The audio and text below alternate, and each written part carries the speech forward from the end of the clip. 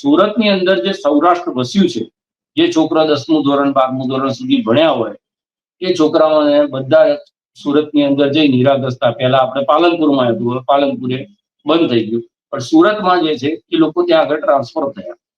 હવે સ્થિતિ એવી થઈ છે કે ડાયમંડ ઇન્ડસ્ટ્રી બંધ થઈ જાય. હવે આ લોકો જેની 30-35 વર્ષની ઉંમર પણ થઈ ગઈ હોય, જે લોકોએ આગળ ભણતર ના કર્યું હોય, એનું માત્ર આ જ કામ આવડતું હોય, એવા બધા લોકો નવરા થઈ. એટલે કોકે કાં તો લોન ઉપર રિક્ષા ચલાવવાનો વારો આવે, કાં તો કોકે મોલમાં કે મજૂરી કરવાનું, કાં તો ઘેર જઈને ખેતી કરવાનો વારો. બીજું, અમદાવાદ જે છે એ માન્ચેસ્ટર કહેવાતું એશિયા, અને કાપડ ઉદ્યોગનું સૌથી મોટું સેન્ટર હતું. મિલો બંધ થઈ ગઈ, પ્રોસેસ હાઉસો આજે પણ હજારો લોકોને રોજગાર આપે છે, અને એનું મેક્સિમમ કામ એ એક્સપોર્ટનું છે. હવે એ જે પ્રોસેસ હાઉસો છે એના ઉપર ઇફેક્ટ આવશે, એટલે ત્યાંથી પણ છટણી થવા માંડશે લોકોની.